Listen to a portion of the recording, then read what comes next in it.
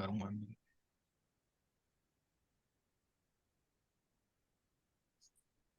हम्म।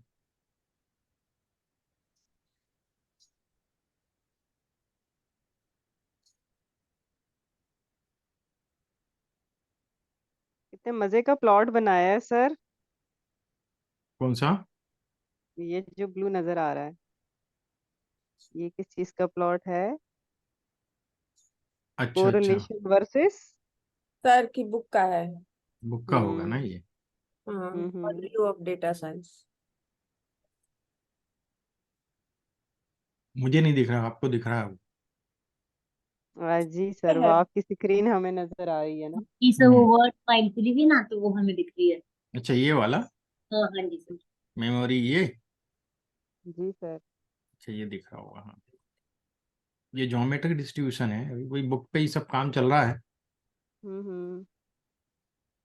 तो जो मेरे पीपीटी में पढ़ा था वहां से कॉपी पेस्ट कर रहा हूँ कुछ चीजें, हम्म। हम्म। और फिर इसको प्रॉपर फोन साइज में लाना है, और कुछ टाइप कर रहा हूँ। ये है मस्त। ये देखिए आप, ये सब हम्म। पीपीटी में थे मेरे। अच्छा तो अच्छा। हाँ, तो वहां से उठाया है मैंने ये सब हम्म। पूरा। बहुत मेहनत करी है पहले सब। हाँ सर। तो ये क्या, प्रोबेबिलिटी डिस्ट्रीब्यूशन जो होते हैं ना, जी सर। वो सब है। ये सब बुक में तो क्या डिटेल डालना ही पड़ेगा ना हाँ जी, वो तो एक एक पूरा। चीज फिर ऐड करनी हाँ, पड़ेगी। तो मैं जो है अब आर। हम बर्नौली थ्योरम पढ़ा करते थे फिजिक्स और अप्लाइड मैकेनिक्स में, आपने तो स्टेटिस्टिक्स में भी डाल दी है। हाँ, स्टैटिस्टिक्स से तो शुरू हुई थी ना वो, बिल्कुल, वो बर्नौली थी। बर्नौली इक्वेशन और वो हाँ, सारी चीजें ऐसे ही है। ये तो मैथमेटिक्स की वो। जी जी। चलिए, आज हम प्रैक्टिकल चालू करेंगे इन्फ्रेंशियल एनालिसिस पे। और सबसे पहले मैं जो है देखता हूँ, सबसे सिंपल से चालू करते हैं।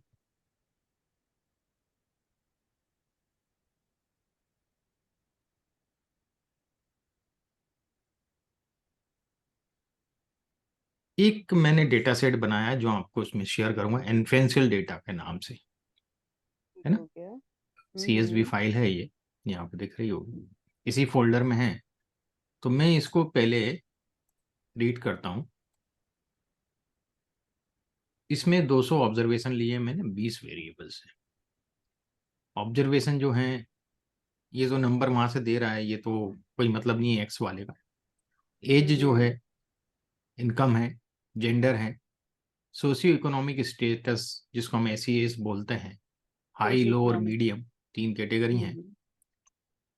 ये हमारे लिकट टाइप स्केल है, L1 L2, 1 से 5 के, कोई स्ट्रांगली डिसएग्री डिसएग्री वाले है ना। हम्म। ये कुछ और चीजें मैंने लिए, binary, CS, SM, MA, WS और OS, इसको कुछ नाम दिए थे मैंने, क्यों इसके सिंपल नाम रखे हैं, लेट मी चेक दैट, है ना। बताऊंगा आपको, क्योंकि मैंने खुद बनाया था मैनुअली डेटा, तो क्यों ये नाम लिए थे मैंने।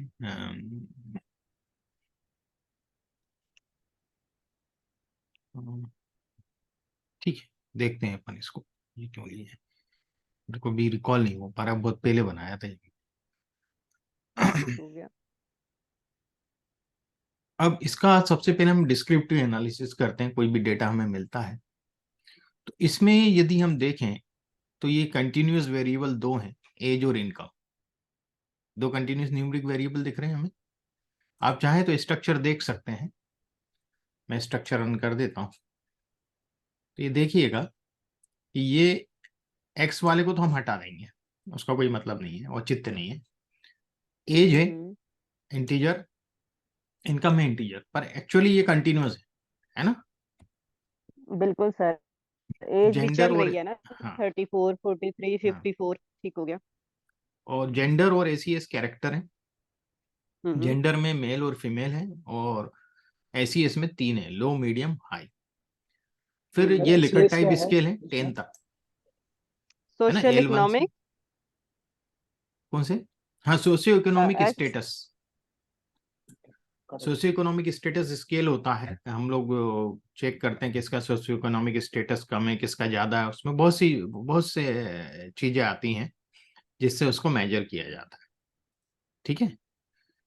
तो उस व्यक्ति का ACS क्या है, भाई लो सोशियो इकोनॉमिक स्टेटस है या मीडियम है, उसमें कॉस्ट भी आती है, उसमें एजुकेशन भी आती है, उसमें आपका उनकी इनकम आती है, फैमिली इनकम आती है ना, मदर की एजुकेशन आती है, फादर की एजुकेशन आती है, सब मतलब काफी चीजें उसमें इन्वॉल्व होके, और उस हिसाब से रैंकिंग और ग्रेडिंग और जो भी चीजें हैं उसके हिसाब से फिर ये ACS में डिसाइड होता है कि लो है, मीडियम है, हाई है, ठीक है।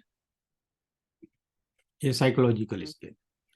फिर CS, SM, MA, WS और OS में जरा इसको देखूंगा, रिकॉल करता हूं मैंने किस लिए ये नाम रखे थे, यदि इसकी स्क्रिप्ट होगी, मेरे पास स्क्रिप्ट है, इसकी भी स्क्रिप्ट है, ये मैंने डेटा बनाया था, कैसे बनाया था आप देखिएगा, ये दिख रही है आपको आप स्क्रिप्ट, यस सर जी। मैंने सेट सीट ले लिया एज के लिए, क्योंकि नॉर्मल डिस्ट्रीब्यूशन ले रहा हूँ जी। जिसमें एज जो है वो मीन एज है 51, 200 ऑब्जर्वेशंस ले रहा हूँ, एन 200 है, देख रहे हैं यार 200 ऑब्जर्वेशन राइट में, जी। यस इसके बाद मीन और स्टैंडर्ड डेविएशन 11 लिया है मैंने एज का, 11 और राउंड ऑफ किया है 0 मुझे चाहिए, मतलब अप कोई टू भी राउंड 0 के डेसिमल, यानी डेसिमल के कोई बाद, हमें हाँ डेसिमल के बाद कुछ भी नहीं चाहिए। ये इससे बनाया मैंने। हम्म फिर सेट सीट 002 मैंने वही नंबर दिए रैंडमली 1 2 3 4 दे दिए हैं इसमें, ठीक है ना। यस इनकम वो भी नॉर्मल डिस्ट्रीब्यूशन से बनाया, 36,000 मैंने मीन इनकम लिए, 11,000 रुपए का स्टैंडर्ड डेविएशन दिया उसमें, और 200 ऑब्जर्वेशन से, गॉट इट। सर ये स्टैंडर्ड डेविएशन पहले फाइंड किया है या रैंडम दे रहे हैं? मैंने रैंडम अपने हिसाब से, मुझे एक डेटा बनाना था समझाने के सही लिए, तो मैंने ठीक अपने हो गया। हिसाब से, ये कुछ फाइंड नहीं किया, ये ये तो डेटा डेटा, में, हाँ ये तो हाँ डेटा फ्रेम बनाने का वो है ना। हाँ मैं डेटा एक क्रिएट कर रहा हूँ खुद का, है ना, तो उसके लिए मैंने अपने हिसाब से ले लिया, अपने जो एक्सपीरियंस के हिसाब से, ठीक है, हो गया। अपन उस पर इन्फ्रेंशियल एनालिसिस निकालेंगे आगे। ठीक हो गया। अब जेंडर लिया, तो जेंडर में मेल फीमेल है, 200 ऑब्जेक्ट रिप्लेसमेंट ट्रू करना पड़ेगा, प्रोबेबिलिटी 70% इसमें मेल है और 30% आपने फीमेल है, आपने Got it? मिक्स भी बता दिया कि रिपीट हो सकता है लेकिन इस रेशियो में। हाँ इस रेशियो में रिपीट करना उसको। फिर मैंने ACS स्केल को लो मीडियम हाई उसको भी इसी प्रकार से किया, 40%, 30%, 30%, ओके, इज इट क्लियर यहाँ तक। SES क्या है sir? Socio economic status, social economic system, ठीक है। ना सोशियो इकोनॉमिक स्टेटस हाँ, बोलते हैं ना अपन लोग। अब मैंने L1 से लेकर के L10 तक लिकर टाइप स्केल बनाना था मुझे 1 से 5 का, मैंने सब में सेट सीट अलग अलग दे दिए, कुछ भी randomly, 1 to 5 200 observation replacement true, 1 से 5 तक को 200 बार इसने लिख दिया, ऐसे इसमें भी किया, सब में मैंने कर दिया, ये हो गया। अब CS जो है वो मैंने क्यों लिया है, एक सेकेंड मुझे जरा समझने दो, CS का फुल फॉर्म क्या लिया था मैंने, यहाँ लिखा नहीं है, ऊपर लिखा होगा सर, स्क्रिप्ट से ऊपर आप नहीं जनरली लिखा है मैंने, हैशटैग्स में डालते हैं। कहीं नहीं लिखा इसको, नहीं मैं है। जल्दी जल्दी बना के वो भूल गया था उस टाइम इसको कोई लिखना, बात नहीं। उस टाइम दिमाग में था, है ना। सर उसके ऑप्शंस 0 1 है तो मे भी कुछ मेल फीमेल तो नहीं है? नहीं CS अलग है, SM अलग है, MA है, फिर WS है, एक बार रिकॉल करता हूँ क्या हो सकता है, सर डेटा सेट में देख लीजिए। नहीं डेटा उन्होंने नहीं है तो ना, बनाया डिस्क्रिप्शन है ना, नहीं है ना इसका, ये तो क्रिएट किया है ना। मैं बना रहा हूँ ये डेटा, कोई R का थोड़ी है, अच्छा ये डेटा क्रिएट किया है मैंने इस स्क्रिप्ट से, अच्छा तो मुझे भी ध्यान नहीं है, बहुत पहले किया था। मिस हो जाती है ना कुछ सर चीजें, आपने कुछ ये जो बंदे ऊपर को। बनाया है डेटा सेट, वो किस चीज के लिए बनाया था? इन्फ्रेंशियल एनालिसिस सिखाने के लिए मैंने बनाया था, वो तो ठीक है, बट कुछ केस या कोई स्टोरी रखी होगी ना अभी तो उसके। आएगा आएगा आएगा, अपन हाइपोथेसिस वहां लिखे होंगे तो आ जाएगा, ठीक है। अभी है, रिकॉल हो जाएगी चीजें। ठीक है। ठीक है, पहले अपन वो वाली स्क्रिप्ट चलाते हैं। डेटा सेट तो समझ में आ गया, स्ट्रक्चर देख लिया हमने। अब हम देखते हैं जो एज हमारा एक न्यूमरिक वेरिएबल है, कंटिन्यूस वेरिएबल है, उसका हिस्टोग्राम हम बना रहे हैं। नॉर्मली डिस्ट्रीब्यूटेड है, देखिएगा है। ऐसे ही मैं इनकम का भी बनाता हूं, तो इनकम भी ऑलमोस्ट नॉर्मली डिस्ट्रीब्यूटेड है। ठीक है, अब थोड़ा सा इनकम वाले में डाउट आपको आ रहा होगा, तो आप हाँ। एक काम करें, आप साइक लाइब्रेरी चला लें पहले,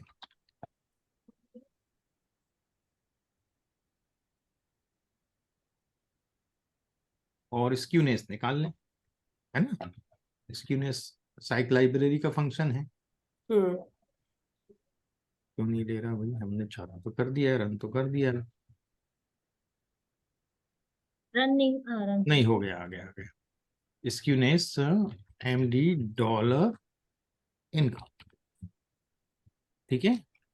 0.047 स्क्यूनेस है इनकम की, 0.5 से कम है, तो नॉर्मल हुआ। ठीक है ना। बार प्लॉट अब मैं जेंडर का देखता हूँ कि जेंडर में क्या पोजीशन है, तो वो तो अपन ने 70-30 का रेशियो लिया था, उसी हिसाब से बताएगा। मेल 70% है और फीमेल जो है वो 30% है। मैं यदि इसका आपको टेबल भी दिखाऊं जेंडर का, तो वही 59 फीमेल है, 141 आपके मेल है। ठीक है, ACS स्केल को भी मैं टेबल फॉर्मेट में देखूं तो 55, 77, 68, और इसका बार प्लॉट बनाता हूं तो ये बार प्लॉट बन गया। ये खाली समझने के लिए बना रहे हैं। अब मैं L1 का टेबल आपको बताता हूँ कि L1 क्या है। L1 में जो स्ट्रॉन्गली डिसएग्री है वो 46 है आउट ऑफ 200, डिसएग्री 40 है, नॉट सर्टेन 37 है, एग्री 34 है, और स्ट्रॉन्गली एग्री 43 है। ये Got भी it? नॉर्मली डिस्ट्रीब्यूटेड है। हाँ, तो ये L1 का है, ऐसे L2, L3, L10 तक है, तो हमें सबका देखने की जरूरत नहीं, खाली समझाने के लिए मैंने। अब सबसे पहले हमारे पास यदि लिकर्ट टाइप स्केल है, तो हमें रिलायबिलिटी ऑफ डेटा चेक करना पड़ती है कि आपका डेटा रिलायबल है कि नहीं। देखिए, एज तो आदमी सही बताएगा, आप पूछेंगे, है ना। इनकम भी ऑलमोस्ट ठीक है, बताएगा ही वो सही, आप एविडेंस मांग सकते हैं, है ना। करेक्ट। तो एज के लिए आप आधार कार्ड ले सकते हैं, कोई और एविडेंस ले सकते हैं। इनकम के लिए आप पासबुक ले सकते हैं, या उनकी सैलरी स्लिप ले सकते हैं, या इनकम टैक्स रिटर्न ले सकते हैं। Got it? वो एविडेंशियल है, तो उसमें कोई दिक्कत नहीं, उस डेटा को हम रियली मानते हैं, मतलब सही डेटा मानते हैं, उस वो डेटा सही है, ऑथेंटिक है। करेक्ट। बात होती है लिकर्ट टाइप स्केल, जहां आदमी अपने मन से 1 2 3 4 5 भरता है। ठीक है ना? तो वहां पर हमें चेक करना रहता है कि जो लोगों ने डेटा भरा है वो सही है कि नहीं, वो रिलायबल है कि नहीं। लोगों ने कुछ भी तो रैंडमली टिक नहीं कर दिया। Got it? Yes sir. तो वो इंटरनल कंसिस्टेंसी डेटा की हम चेक करते हैं रिलायबिलिटी चेक करने के लिए, कि वो इंटरनल डेटा के अंदर कंसिस्टेंसी कैसी है, उसमें कोरिलेशन कैसा है ना। और वो हम पता करके और वो रिलायबिलिटी को हम लोग फाइंड आउट करते हैं। तो साइक लाइब्रेरी तो हम चला चुके हैं, तो हम डीप्लायर चला देते हैं यहाँ पहले। ठीक है, अब क्या कर रहा हूं मैं, एक सब डेटा सेट, क्योंकि लिकर्ट टाइप स्केल जो क्वेश्चन है वो L1 से L10 तक ही है। L1 से L10 क्या है, लिकर्ट टाइप स्केल है इसमें। तो मैं उन क्वेश्चंस का एक अलग डेटा सेट बना देता हूँ, डेटा फ्रेम बना देता हूँ, है ना, सब डेटा फ्रेम, जिसका नाम मैं MD1 रख रहा हूँ। तो MD pipe to select L1 to L10, ये समझ में आ गया सबको, ये अपन सब पढ़ चुके हैं पहले, यस सर। है ना। तो मैं इसको रन किया, तो MD1 मेरी एक डेटा फ्रेम बन गई, जिसमें 10 वेरिएबल है L1 से लेकर के L10 तक। Got it? अब मुझे इसकी रिलायबिलिटी चेक करना, मुझे बाकी क्वेश्चन से कोई लेना देना नहीं है, रिलायबिलिटी वो तो सही भरा हुआ है, ACS स्केल भी सही होगा, है ना। जो भी मैंने उसका क्वेश्चन भरा होगा उससे लो मीडियम हाई जो भी आया होगा, सब चीजें अपनी जगह ऑथेंटिक हैं, खाली इनको छोड़ के। इसके लिए हमारे पास फंक्शन होता है अल्फा MD, मतलब अल्फा करके फंक्शन है, वो साइक लाइब्रेरी का है, इसलिए साइक लाइब्रेरी जरूरी होती है। अल्फा जो है वो रिलायबिलिटी होती है अल्फा, क्रोनबेक अल्फा इसका नाम है, क्रोनबेक अल्फा, क्रोनबेक अपने जो स्टैटिस्टिशियन थे उनका नाम है क्रोनबेक अल्फा MD1। तो ये देखिएगा, ये इसने मुझे कुछ रिजल्ट दिए हैं। पहले हम इस रिजल्ट को समझें और फिर नीचे की वार्निंग देखेंगे। ओके। यहाँ लिख रहा है some items L3, L6, L7, L8 were negatively correlated with the total scale, है ना। तो ये क्वेश्चन जो है वो नेगेटिव है। Is it clear?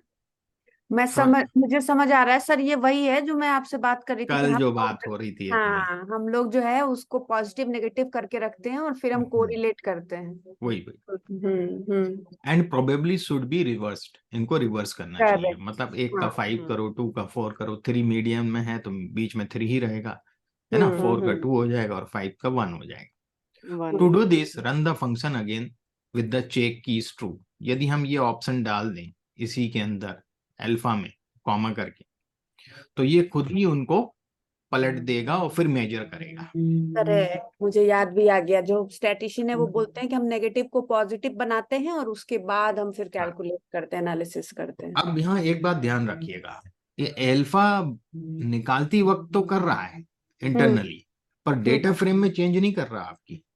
ठीक। जो यहाँ डेटा फ्रेम है ना ग्लोबल एनवायरनमेंट में MD1 में, वहां चेंज नहीं कर रहा है। वो ठीक। खाली मेजर करते वक्त उसको चेंज करके यूज कर रहा है। तो आप यदि ऐसा करके वो फिर काम कर रहे हैं और आपने अलग से उसको चेंज नहीं किया है मैन्युअली, हम्म।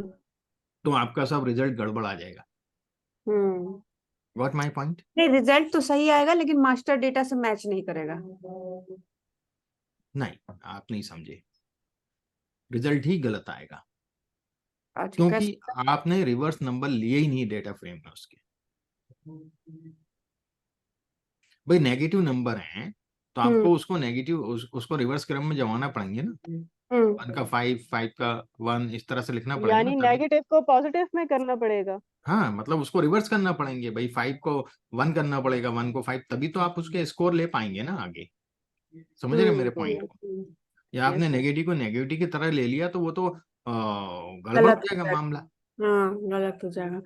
तो नेगेटिव को पॉजिटिव में ले जाके हाँ, उसके उसको सही रिवर्स करना में पड़ेगा, डालना पॉजिटिव नहीं पड़ेगा। बोलेंगे अपन, हाँ मतलब उसको हाँ। रिवर्स करना पड़ेगा। हाँ, तो उसको तो ये जो है ना चेक कीज जो है वो खाली इसी टाइम के लिए करता है जब ये कैलकुलेट कर रहा है, डेटा फ्रेम में नहीं करता ये चेंज। ठीक है, यहाँ आप देखेंगे रॉ अल्फा, ये है मेन वैल्यू, ये वाली बस, ये मेन वैल्यू है। तो हमारा जो डेटा की इंटरनल कंसिस्टेंसी है वो बहुत ही कम है, ये 0.6 से ज्यादा होना चाहिए। कितनी होना चाहिए? 0.6 से 0.6 ग्रेटर देन 0.6। ग्रेटर देन 0.6 होना चाहिए, ये 0.025 है। तो हमारा डेटा जो है सर बहुत ही रेंडमली लोगों ने भरा हुआ है, डेटा रिलायबल नहीं है।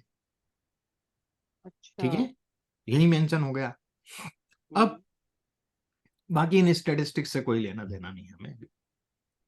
अब यहाँ कुछ चीजें बताई हैं, यहाँ जो भी क्वेश्चन रिवर्स में हैं मतलब नेगेटिव हैं, वो क्वेश्चंस के आगे नेगेटिव इसने खुद ने लगा दिए। देखिएगा L2, L4 दिख रहा है नेगेटिव। L4 भी नेगेटिव है। हाँ, यहाँ पर वो उसके उसको बाद तो वार्निंग दे रहा है, ये some items are negatively correlated with total scale and probably should be reversed. Should be reverse. अब हम ठीक क्या है। करेंगे, पहले रिवर्स करके देखेंगे कि प्रोबेबिलिटी में क्या फर्क पड़ता है। तो मैंने क्या लिख दिया इसमें, की डॉट चेक्स, क्या सॉरी चेक डॉट की इज इक्वल टू ट्रू, है ना, इसी फंक्शन में वो जोड़ दिया ना ये अल्फा में, अल्फा में। है ना। मैंने अच्छा, इसको रिवर्स के लिए चेक हाँ डॉट कीज में जाएंगे सर। हाँ, मतलब ये एक एट्रीब्यूट बढ़ जाता है, ये ट्रू कर देता है, तो इससे वो रिवर्स को अलग हिसाब से ले लेता है। अब देखिएगा अब क्या हो गया, इसका अल्फा 0.22 हो गया,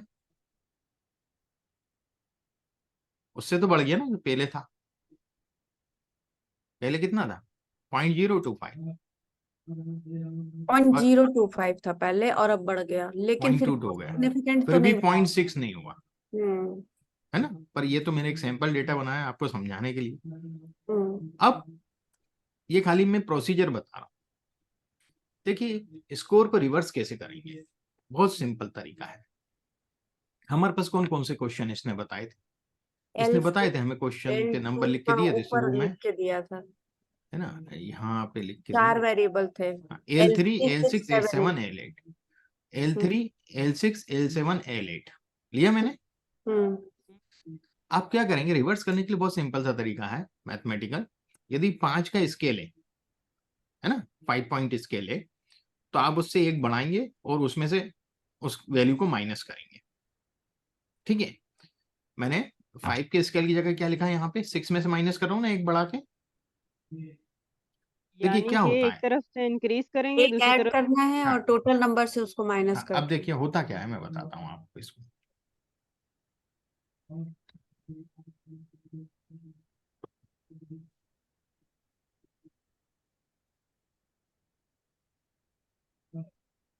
जैसे मेरे पास 5 है, तो मैं 5 को यदि माइनस करूंगा तो 5 का मुझे क्या करना था, 1 में कन्वर्ट करना था ना 5 को।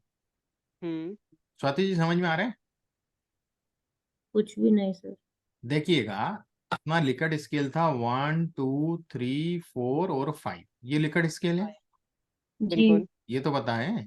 जी। Yes yes. अब यदि नेगेटिव क्वेश्चंस हैं अच्छा, तो यानी जो कल हमने मेथड लगाया है, रेंज मैक्स मेथड।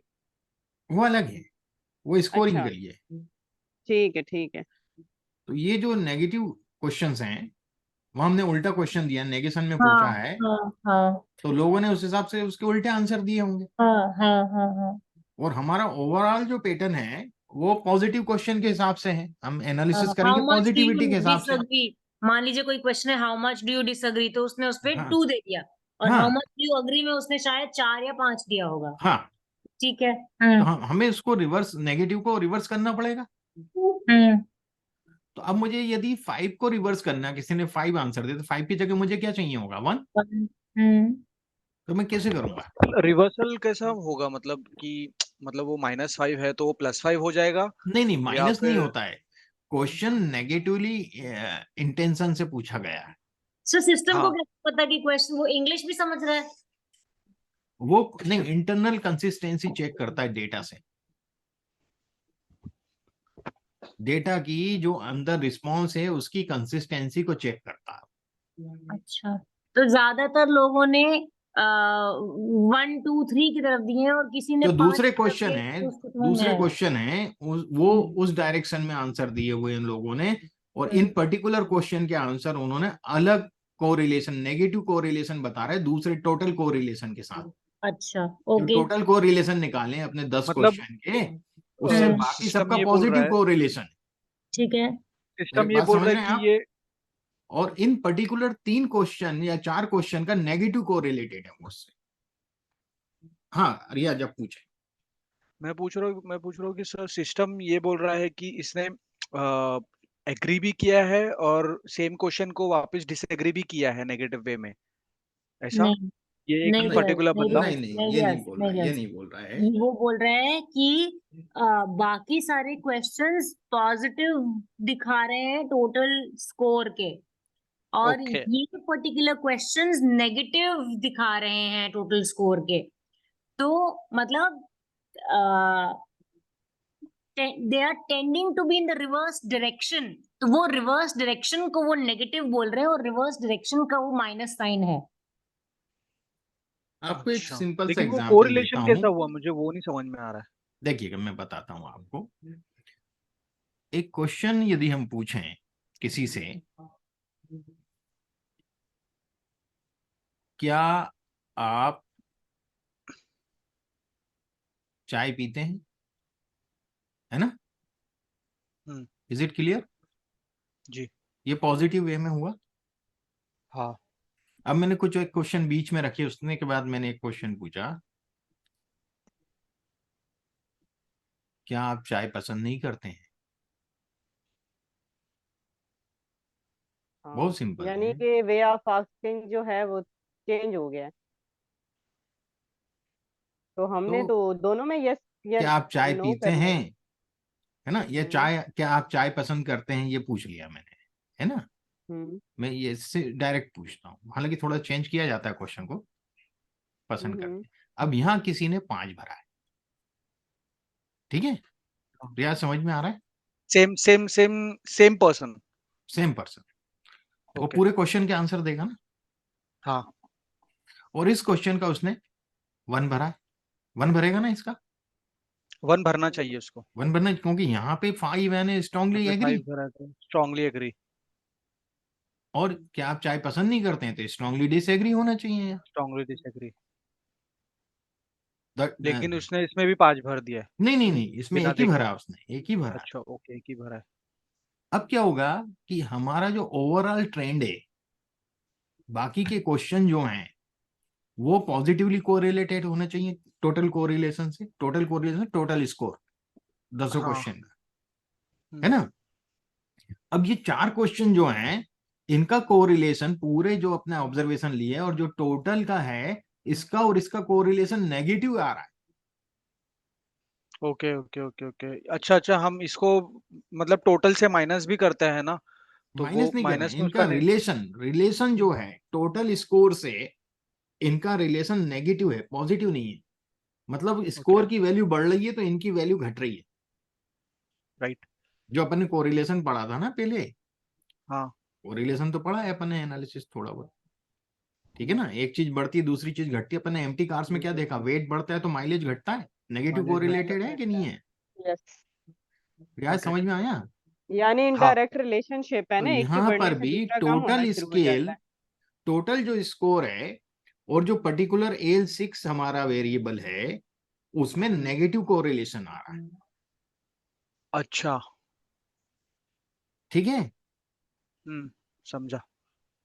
तो जिन जिन क्वेश्चन के साथ टोटल स्कोर का नेगेटिव कोरिलेशन आ रहा होगा उन क्वेश्चन को हमें रिवर्स करना पड़ेगा, तब वो पॉजिटिव कोरिलेशन आएगा। जी Does that make sense to you? जी सर। है ना, मैं ये 1 को वही 5 वाला करूं। है जो मैं जेंडर का कल पूछ रही थी, मैं ठीक से पूछ नहीं पाई, but exactly I wanted to ask this.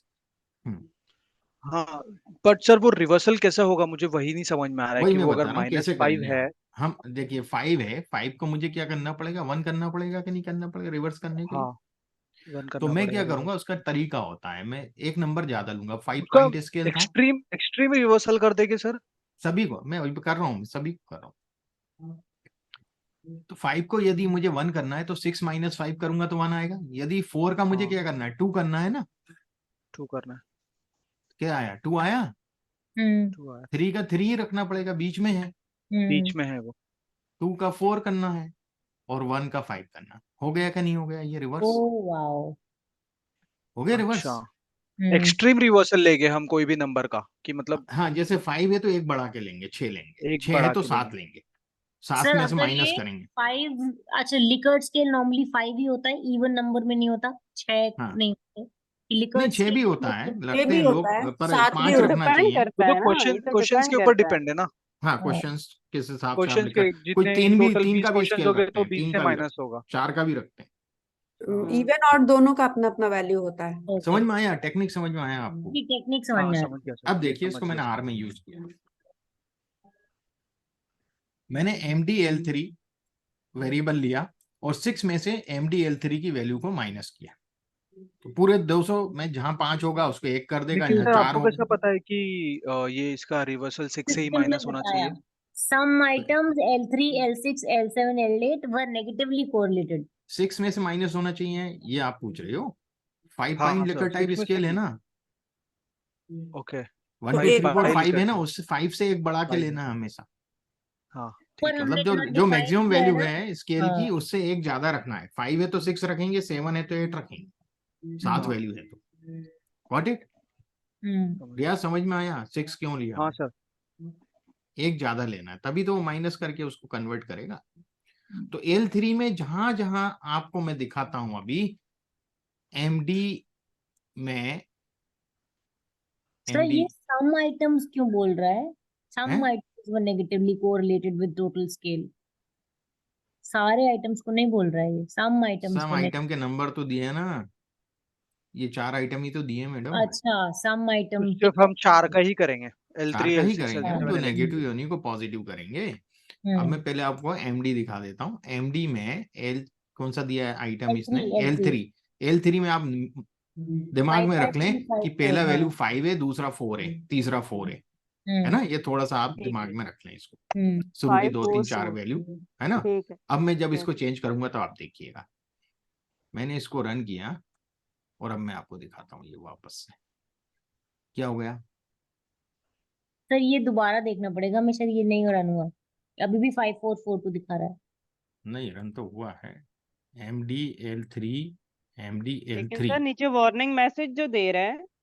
उससे कोई मतलब नहीं है। अब अच्छा, ये बता रहा है कि in alpha MD1 check keys to some items were negatively correlated with total scale and were automatically reversed, this is the indicated by the negative sign for the variable. कुछ वेरिएबल जो हैं नेगेटिव थे तो उनको हमने reverse positive कर करके दिया। यूज किया, और जिनको हमने रिवर्स किया है उसके आगे हमने नेगेटिव साइन लगा दिए हैं। L3 L6 L7 L8 देखिएगा, वही इसने शुरू में बताए थे, हमें बताए थे पहले, इधर इसमें बताए हुए L3 L6 L7 है ना, इन्हीं को इसने रिवर्स किया। Is it clear? जी यस ठीक सर। है, शायद मैं इसको 2 बार तो नहीं चला चुका, एक ही बार चलाया, ये चलाया है मैंने, तो मैं MD को यहाँ से खोलता हूँ एक बार वो, तो देखिएगा ये हो गया 1 हो गया, 5 था पहले यहाँ, है ना, यहाँ 4 थे दोनों, 4 के 2 हो गए, और यहाँ यस 2 के 4 हो गए। जी जी जी यस 10 डेट में आप चाहें तो MD1 वाले में दिखा देता है, MD1 में तो हमने चेंज नहीं किया ना, देखिए MD1 में 5 4 4 2 2 3 जी जी जी जी जी ओके, और MD में देखें चेंज हो गया, कहाँ गया वो MD वाला डेटा लास्ट में सर, राइट साइड पे, राइट साइड। चलिए यहाँ से खोल लेते हैं, हो गया ना ये 1 2 2 4 4, यस सर। रियाज समझ में आया, जी सर। है ना। तो ऐसे ही मैं इस वेरिएबल में भी किया, इसमें भी किया और इसमें भी किया, क्लियर हो गया यहाँ तक। Yes sir. अभी ठीक है, Hypothesis अपने डेटा की वाला। रिलायबिलिटी कम है, हम उस पर बात नहीं कर रहे हैं, फिर भी मुझे तो ये चीजें समझाना है कि टेस्ट कैसे लगाएंगे, तो मैं वो बता रहा हूँ आप, ठीक है, ओके। Yes sir. अब पहला हाइपोथेसिस में ले रहा हूं, there is no significant difference between sample mean age and population parameter. जो मीन एज है उस तरह की ऑर्गेनाइजेशन में एम्प्लॉय की वो 50 ईयर्स, ठीक है, ठीक हो गया। Is it clear. यस और हमने जिस इंडस्ट्री का डेटा लिया है वो सैंपल हुई, है ना, तो उसकी एज और पॉपुलेशन की एज, जो इंडस्ट्री दूसरी इंडस्ट्री में लोग काम कर रहे हैं उनकी एवरेज एज और इनकी एवरेज एज के बराबर है, पॉपुलेशन के इक्वल है ना, ये पता करना है। Got it, one sample t test है, यस इज इट क्लियर। एक ही सैंपल है ना अपने पास एज, यस और एक पॉपुलेशन पैरामीटर है 50 साल म्यू, तो मैं टी टेस्ट लगाऊंगा, t dot test MD dollar age, वो वेरिएबल डालूंगा और म्यू लिख दूंगा 50, देखिएगा ये रिजल्ट दे रहा है और सैंपल टेस्ट हमें 1.9672, से लगाना है ना। Degree of Yes. Freedom 199, N-1 होता है, P वैल्यू 0.05055, मतलब वो 0.5 के करीब ही है। तो कई बार हम इसको ये भी मान सकते हैं कि भाई सिग्निफिकेंट डिफरेंस है, नहीं है, और सिग्निफिकेंट डिफरेंस है ये भी बोल सकते हैं, ठीक है ना, ठीक बहुत हो गया, बहुत यानी बाउंड्री P लाइन पे वैल्यू है। जो 0.05 है। हाँ 0.05 ही है, अपन यदि इसको लेके मान के चलें 0.55 बहुत ही नेग्लिजिबल है डिफरेंस, तो हम मान सकते हैं कि देयर इज सिग्निफिकेंट डिफरेंस, मान सकते हैं यस मान तो सकते हैं 95%। सर, 0.05 है ना, तो हाँ 0.05 है, इसलिए हमें क्या करना पड़ेगा, वो रीजन के इस तरफ आ गया तो हम बोलेंगे there is no significant difference, ठीक है। अच्छा, तो और सर 0.05 है, इसका मतलब ये है 95% कॉन्फिडेंस इंटरवल है हमारे पास। हाँ 95% नीचे दिया है, देखिएगा 95% कॉन्फिडेंस इंटरवल, ठीक है, दिया है यहाँ, और 14 जस्ट बाउंड्री है सर, मतलब अगर ये जस्ट बाउंड्री है, जस्ट बाउंड्री जस्ट है, बाउंड्री है। जस्ट बाउंड्री है, ठीक है। और हमारे सैंपल का मीन है 51.42 और पॉपुलेशन मीन 50 था, तो बहुत बड़ा डिफरेंस भी नहीं है दोनों में, है क्या? नहीं है ना? टी टेस्ट 51.42 सिंपली लग जाता है। है t test is so simple. So simple. कोई भी टेस्ट, मतलब मैं अभी आगे भी टेस्ट पे अपन काम करेंगे, बहुत सिंपल है, आर में बहुत सिंपल है। अब देखिएगा दूसरा मैं ले रहा हूं, there is no significant difference in the income of male and female. There is हो no गया। indifference there in is no significant difference in income of male and female. Male और फीमेल की इनकम में कोई भी कोई- significant difference नहीं है। अब इनकम की बात कर रहा हूँ। अब यहाँ 2 सैंपल हो गया, एक मेल हो गया और एक फीमेल हो गया, हम्म, है ना? तो तो मुझे क्या करना पड़ेगा, थोड़ा सा डेटा को ट्रांसफॉर्म करना पड़ेगा आर के हिसाब से। तो जहां मैं यूज करूंगा डीप्लायर, तो मैं एमडी डेटा में जेंडर और इनकम को सिलेक्ट कर रहा हूँ, 2 कॉलम, फिर फिल्टर कर रहा हूँ जेंडर के हिसाब से। मुझे जेंडर जो है फीमेल में सिलेक्ट कर रहा हूँ, खाली फीमेल, है ना? और फिर जेंडर वाले कॉलम को हटा दे रहा हूँ, तो मेरे पास खाली क्या रहेगा, इनकम बचेगा ना। और इस इनकम कॉलम का नाम दे रहा हूं मैं female underscore income. Got it? यदि मैं इसको रन करता हूं तो आपको क्या मिलेगा? इनकम आपको 59 ऑब्जर्वेशंस मिले और 1 वेरिएबल, तो खाली फीमेल की इनकम आ गई मेरे पास। ये एक डेटा बन गया मेरे पास। यानी मेल को हमने फिल्टर कर दिया। हाँ ठीक है, फीमेल की आ गई। ऐसे ही मैं मेल की भी लूंगा इनकम, तो मेल अंडरस्कोर इनकम एमडी, यहाँ खाली मेल कर दूंगा, बाकी सब कुछ इन वैसे दोनों ही। की मीन्स को आप कंपेयर करेंगे। हाँ अब देखिएगा, ये दोनों में नंबर ऑफ ऑब्जर्वेशन अलग अलग है, इंडिपेंडेंट है दोनों, मेल अलग है फीमेल अलग है, बोथ आर इंडिपेंडेंट। तो यहाँ इंडिपेंडेंट टी टेस्ट लगेगा, अच्छा, है ना? इंडिपेंडेंट टी टेस्ट मतलब सर अलग अलग टी टेस्ट हाँ दोनों, लगाएंगे। हाँ अलग टी टेस्ट, 4 दोनों तरह को के साथ टी में टेस्ट मिला। होते हैं। पहला अपन ने 1 सैंपल टी टेस्ट लगाना देखा, जिसमें एक पॉपुलेशन पैरामीटर होता है हमारे पास म्यू। जी गॉट इट रियाज? जी, पॉपुलेशन का वो 50 ईयर्स हमारे पास दिया हुआ है उन्होंने। Got my point? मैक्सिमम। अब यहाँ पर यदि हम देखें तो इसको यदि मैं देखूं, चेक करूं, तो ये एक्चुअली लिस्ट दिख रहा है मुझे। क्या दिख रहा है? ये लिस्ट है, लिस्ट दिख रहा है या डेटा फ्रेम है? तो let me check the class of this कि ये क्या है। डेटा फ्रेम है, कोई दिक्कत नहीं है, है ना? कोई दिक्कत नहीं है। तो अब हमने मैं, फिर अनलिस्ट क्यों किया इसको सर? नहीं वो मैंने किसी को करके बताया था, पहले करा होगा अच्छा, किसी उससे। अब टी टेस्ट लगा रहा हूं, फीमेल इनकम और मेल इनकम के बीच में। पेयर टी टेस्ट नहीं है, इसलिए मैं पेयर फॉल्स लिखूंगा। ओके, पेयर्ड मतलब पेयर्ड मतलब पेयर यानी कि सेम लोगों का पे अपन टेस्ट कर रहे हैं 2 बार। पहले अपन ने टेस्ट किया उनका, है ना? हाँ एज इतनी थी तो इनकम इतनी हुई, यदि एज हम, इतनी हाँ थी तो यदि हम इनकम एज और उतनी। इनकम, नहीं वहां कोरिलेशन टी टेस्ट लगेगा। अच्छा ओके। यहाँ पर यदि एक बच्चे सब हैं, 25 साल पे इनकम इतनी थी, 50 साल पे इनकम इतनी हो गई, तो दोनों इनकम को अगर कंपेयर कर रहे हाँ होंगे। मतलब ओके। सेम व्यक्ति का हाँ 2 बार हाँ। टेस्ट लगाते हैं। हम्म। यहाँ लोग अलग अलग है ना रियाज, मेल हाँ, अलग है फीमेल अलग है ना। ना उसमें ऑब्जर्वेशंस भी अलग अलग है ना इसके लिए। और हाँ, तो नंबर ऑफ ऑब्जर्वेशन भी डिफरेंट है। पेयर टी टेस्ट में नंबर ऑफ ऑब्जर्वेशन सेम ही रहेंगे, क्योंकि सेम व्यक्ति पे कर सेम ही रहे हो, रहेंगे। ठीक है ना? अब वेरिएंस इक्विलिटी के लिए हम एक वेरिएंस टेस्ट लगाते हैं, वो जरूर चेक करना पड़ता है हमें, ठीक है? तो वेरिएंस टेस्ट हम देख रहे हैं कि इनकम में, मेल इनकम फीमेल इनकम में वेरिएंस इक्वल है कि नहीं है। Default method now implemented for type list. List कहाँ कर रहा हूँ मैं? लिस्ट पे तो कर ही नहीं रहा हूँ। इसके लिए शायद वो अनलिस्ट कर रहे थे शायद आप तभी। डिफॉल्ट मेथड लिस्ट तो है ही नहीं ना मेरा। यदि क्लास देखें हम, क्लास तो डेटा फ्रेम है, यदि एफ की भी देखूं तो डेटा फ्रेम है। ओके मैं समझ गया क्यों नहीं हुआ, क्यों नहीं हुआ, क्यों नहीं हुआ। मैंने डॉलर करके ये नहीं रखा है। Got my point? बिल्कुल, यानी इनकम हमने पूरी रो पूरा कॉलम उठाना है। हाँ वो कॉलम लेना है ना भाई, वो तो मेरे डेटा हम्म, फ्रेम का नाम है एफ अंडरस्कोर इनकम, बिल्कुल F और उसमें एक ही F कॉलम है तो कॉलम का नाम तो देना पड़ेगा ना। आ गया। Yes sir. देखिए थोड़ी सी चीज यदि मिस कर देते हैं तो टेस्ट नहीं कंडक्ट हो रहा था। बिल्कुल, फिर R जो है ना आगे चलता ही नहीं है, खड़ा हो हाँ। जाता है। तो F वैल्यू 1.36 है, डिग्री ऑफ फ्रीडम 58 है न्यूमरेटर का। डिनोमिनेटर का डिग्री ऑफ फ्रीडम 140 है, एक कम होता है हमेशा, है ना। P वैल्यू 0.14 है,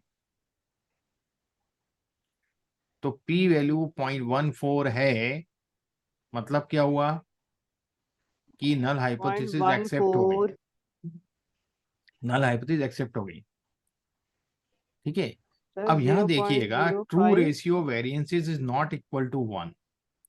तो जो इनके वेरिएंस के रेशियो हैं वो 1 के इक्वल नहीं है ना। अब देखिए मैं आपको यहाँ कंसेप्ट बताऊं इसका, आपको तो समझ में सर ये तो 14% हो जाएगा ना फिर। नहीं नहीं, आप देखिए तो 0.14 है ना। 0.14 है, 0.05 से ज्यादा है कि नहीं, बिल्कुल है। तो नल हाइपोथेसिस एक्सेप्ट हो गई ना। अच्छा, यानी कि ग्रेटर देन इक्वल टू, ठीक है। भाई पी वैल्यू 0.05 से ज्यादा आ रही है हमारी इसमें, कि नहीं आ रही है? आ रही है, 14% है ना, 14 है। 0.14 है, मतलब 0.05 से ज्यादा है, यस। तो नल हाइपोथेसिस एक्सेप्ट होगी। अब क्या हो रहा है, एफ टेस्ट जो होता है ना वो रेशियो होता है।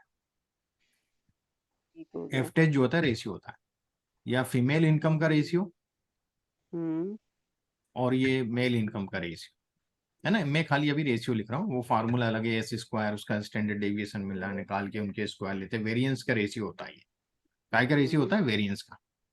वेरिएंस ऑफ फीमेल इनकम और वेरिएंस ऑफ मेल इनकम, ठीक है। जिसकी कम होती है उसको हमेशा ऊपर रखा जाता है।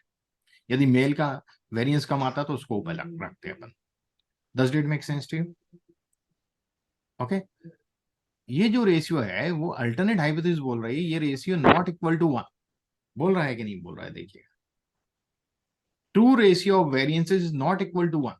यहां समझिए इस सेंटेंस को, पढ़ा आप लोगों ने, इसको पढ़ा एक बार। True ratio of variances is not equal to 1, मतलब फीमेल के इनकम का रेशियो, वेरिएंस का वेरिएंस और मेल का वेरिएंस इनकम का, दोनों के रेशियो 1 के इक्वल नहीं है। Is it clear? ठीक है, यस।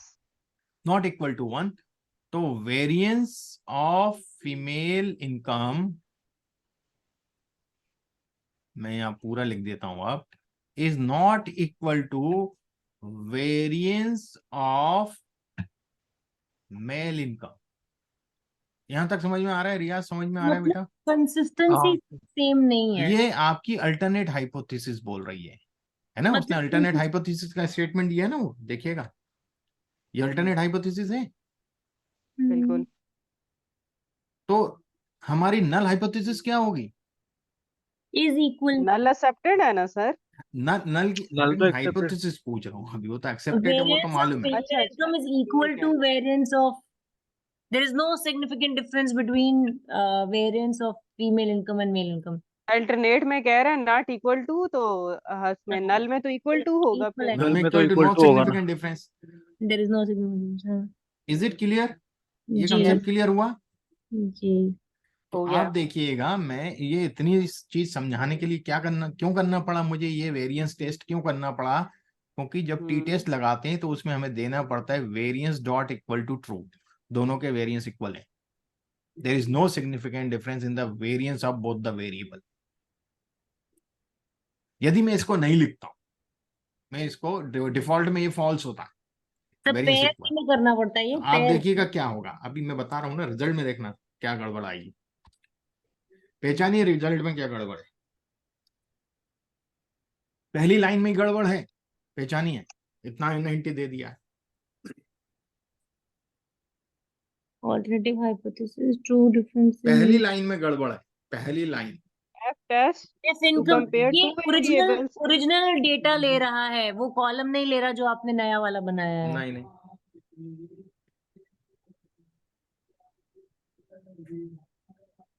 वो तो ऊपर का है, लैंड उसके बाद क्लियर वाली नहीं लाइन किया। में है गड़बड़। देखिए आप, P तीन equals चीजें हैं to वहां। minus 1.2049, P equals to 0.2312, degree of freedom कभी डेसिमल में आएगा? डिग्री ऑफ फ्रीडम, ओ समझ रहे हैं पॉइंट को? क्योंकि वो तो एन होता है ना, तो एन तो पॉइंट्स में नहीं n होगा। -1 होता है, हाँ हाँ n हाँ। तो वो कभी डेसिमल में आ सकता है क्या? नहीं n तो नंबर ऑफ ऑब्जर्वेशंस है, उसमें से 1 घटाओगे तो कभी डेसिमल में आएगा क्या वो? नहीं। तो यहाँ क्या दे रहा है ये? कैसे आ गया सर? समझ में आ गया? क्योंकि मैंने वेरिएंस इक्वल टू ट्रू नहीं लिखा था वहां पे। Is it clear? अब मैं इसको वापस लिख देता हूं और मैं अब इसको रन करता हूं। आप डिफरेंस देखिए दोनों में। अब क्लियर हुआ? अच्छा, यानी कि पी की 198। वैल्यू 14 से 23% हो गई और सेकंड में भी 20% हो गई। नहीं, हमने खाली डीएफ देखा इस बार कि वो पॉइंट समथिंग 95 पॉइंट समथिंग था, यहाँ डीएफ पे 128 हो गया। 95.347 दे रहे हैं, यहाँ डीएफ आ रहा है 198, हाँ जो कि n1 -1 N1 plus N1 n2 -1। n1 हमारा 59 है, 59 में से 1 माइनस किया तो 58 हुआ, प्लस 141 में से 1 माइनस किया तो 140 हुआ। उन दोनों को ऐड करेंगे तो 198 आएगा कि नहीं? यस, मतलब जो दोनों, क्योंकि दोनों में नंबर ऑफ ऑब्जर्वेशन डिफरेंट है ना। पॉइंट को समझेंगे, मेल और फीमेल में नंबर ऑफ ऑब्जर्वेशन डिफरेंट है, तो दोनों के नंबर ऑफ ऑब्जर्वेशन में वन वन माइनस करके दोनों को ऐड करेगा, तो इसलिए 200 -2 हो गया। Got it? Yes, yes. Is it clear? Preeti ji समझ में आया? हाँ सर, अब समझ में आया। वैसे मुझे पता नहीं, आज बड़ी तेज नींद आ रही है। नींद आ रही? मैं वीडियो ऑन करके बैठी हूँ, पता अच्छा, नहीं क्या है। क्लियर हो गया ना? yes. Alternate hypothesis, true difference in mean is not equal to 0। हमारी null hypothesis, there is no significant difference in the income of male and female. तो हमारी नल हाइपोथेसिस एक्सेप्ट हो गई। 0.2 आ Accepted है। रहा है कि कोई अंतर नहीं है, मेल फीमेल में कोई भी डिस्क्रिमिनेशन नहीं हो रहा है पेमेंट को लेके, सैलरी को लेके। What my point? Is it clear? 0.05 से कम होता है तब सिग्निफिकेंट डिफरेंस हाँ, आता है। तब सिग्निफिकेंट डिफरेंस आता है। रियाज समझ में आया ये? हाँ सर, थोड़ा बहुत समझ में आ रहा है ना कि भाई अपना पी वैल्यू से मतलब है अपन को, तो यहाँ मेन है। हाँ, पी वैल्यू अपनी 0.05 से ज्यादा, नल हाइपोथेसिस 0.05 हमारी से एक्सेप्ट ज्यादा। हो गई। There is no significant difference in the salary of male and female. Does that make sense to you? बहुत ही जेंडर बैलेंस डेटा है आपका। यूजुअली ऐसा अब होता है देखिएगा, नहीं, लेकिन मैं ये फैक्टर बना बहुत रहा किया हूँ, है ना। Factor 1, factor 2, factor 3, ACS scale बनाया है, यहाँ कहीं लिखा नहीं, होगा अगर मैं। फीमेल की इनकम ज्यादा होती तो ये क्वेश्चन रेज होना था, फीमेल को तो ज्यादा ही देनी है। नहीं मतलब नहीं, ये डेटा क्रिएट किया है ना, ये ऑर्गेनिक डेटा नहीं हाँ, है, इसलिए। ऑर्गेनिक डेटा नहीं है बिल्कुल।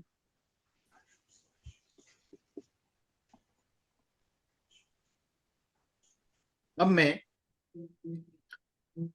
फैक्टर बना रहा हूँ, पहला, दूसरा और तीसरा, चौथा जो मेरे लिकट टाइप स्केल है उससे मैंने एक फैक्टर बनाया F1। व्हाट इट, एक डायमेंशन F1 बनाया, फिर F2 बनाया, फिर F3 बनाया, 3 डायमेंशन बनाए 10 क्वेश्चन से। और लिकट टाइप 50। स्केल 10 थे ना मेरे पास, 10 क्वेश्चन थे। हम्म। मैंने कल स्कोरिंग बताई थी ना, मीन स्कोर। Yes, yes. तो नंबर ऑफ क्वेश्चंस यहाँ पे 4 हैं, यहाँ 4 हैं, यहाँ पे कितने, 2 ही हैं। हम्म। सेम नंबर ऑफ क्वेश्चंस नहीं है सभी फैक्टर में, तो हम्म। मैं सम ना लेकर के मीन लूंगा, है ना। मोस्टली मीन ही लेंगे, ज्यादा अच्छा रहता है। तो मैंने पहले इन सबका सम किया, सम करके F1 करके नया कॉलम बनाया, और फिर F1 को 4 से डिवाइड किया, 4 क्वेश्चन थे तो। बहुत मैनुअल बताया ये मैंने। इसके दूसरे फॉर्मूले भी, मैं फॉर्मूले इसलिए नहीं सर, लगा रहा बट हूँ हम 4-4 को क्यों ले रहे हैं? हम एक साथ में सबको लेके डिवाइड बाय नहीं नहीं, मैं 3 फैक्टर क्यों नहीं बता कर रहा हूँ, 3 फैक्टर बना रहा हूँ। 3 पहला फैक्टर बना रहे फैक्टर, हो? हाँ, पहला फैक्टर उनसे जो क्वेश्चन पूछे गए हैं L1 से L10 तक, पहला क्वेश्चन उनके वर्क एनवायरनमेंट से रिलेटेड है, मान लो पहले 4 क्वेश्चन। दूसरे ओके। 4 क्वेश्चन उनके क्या बोलते हैं, लाइटिंग या जो भी है, इनकम से रिलेटेड है, एनवायरनमेंट, तीसरे इनकम से क्वेश्चन रिलेटेड के है मान लो। तीसरे क्वेश्चन मैथ से इमोशन से रिलेटेड है, जो रिलेटेड उनको खाना मिलता है, फूड वहां पे ओके। फैक्ट्री में। Got it? रियाज समझ में आया? हाँ सर।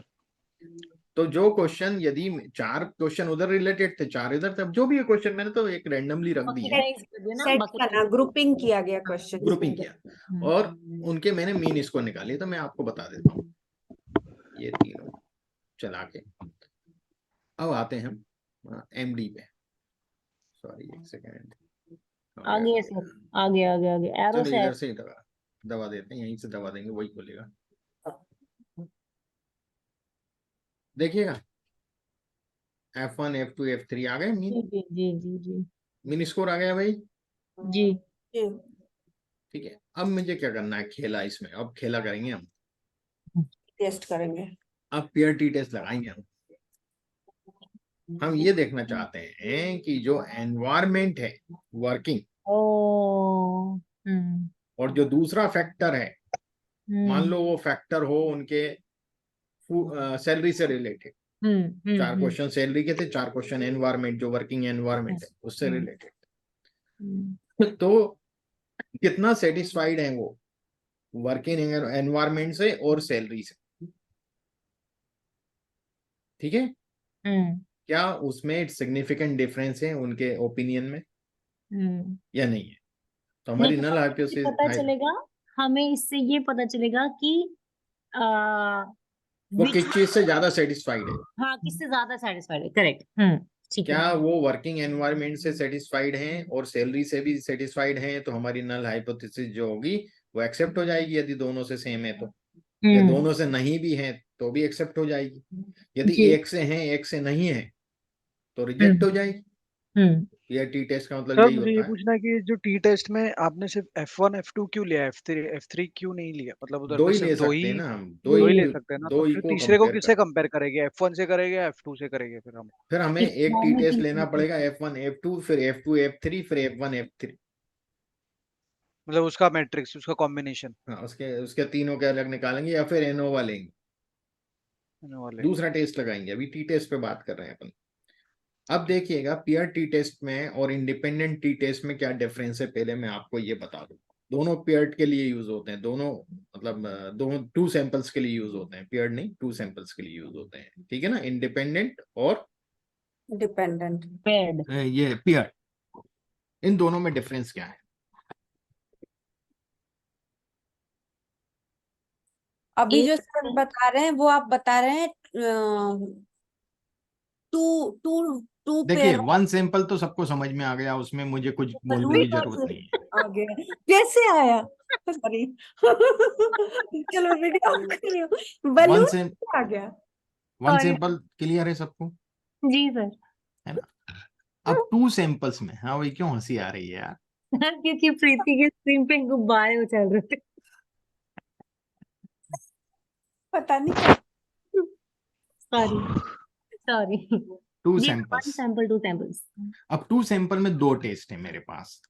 पहला मैंने लगाया था इंडिपेंडेंट टी टेस्ट, टेस्ट। हाँ, यस। है ना? इसमें दोनों जो सैंपल्स हैं उनका n वो अलग इंडिपेंडेंट है। होते हैं, है ना? नंबर n अलग अलग हो अलग है। सकते हैं हाँ। ऑब्जर्वेशन, ठीक है? अब इंडिपेंडेंट टी टेस्ट में जो टी वैल्यू आती है वो कैसे आती है, ये देखें आप। वो आती है डिफरेंस ऑफ मीन से, डिफरेंस ऑफ मीन्स। दोनों के मीन निकालेंगे, उनका डिफरेंस देखेंगे, है ना? जी और जी। Divided by standard error. Got it? मतलब ये होगा कि x1 का बार लिया और x2 का बार लिया, दोनों के मीन लिए, दोनों का डिफरेंस लिया और स्टैंडर्ड एरर से डिवाइड कर दिया। यही मतलब हो, यहां तक समझ में आ गया फॉर्मूला? जी। पर पेयर टी टेस्ट में पेड में n सेम होगा, एक ही ऑब्जर्वेशन के 2 अलग अलग पैरामीटर्स हैं। मीन ऑफ डिफरेंसेस होता है, देखिएगा शब्द Mean का of खेला है इसमें, differences। डिफरेंस ऑफ मीन्स और मीन ऑफ डिफरेंसेस।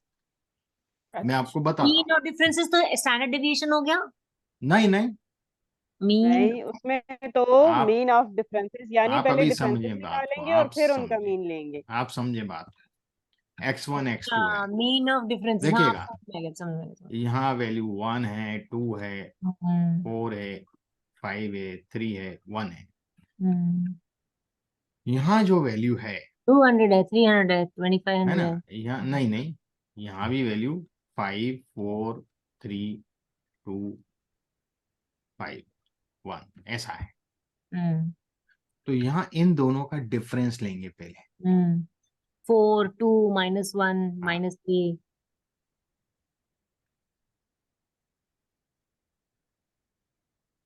माइन। अच्छा 1 -5 करें आप। ओके और ये जो डिफरेंस है इसका स्क्वायर करते हैं हम। ठीक है। माइनस हटाने के लिए हाँ 16। माइनस नहीं नहीं, इसमें नहीं करेंगे स्क्वायर, वो आगे करेंगे, का स्क्वायर में करेंगे। ये डिफरेंस जो भी नेगेटिव पॉजिटिव आएगा वो रख देंगे, टोटल जो सम आएगा इनका।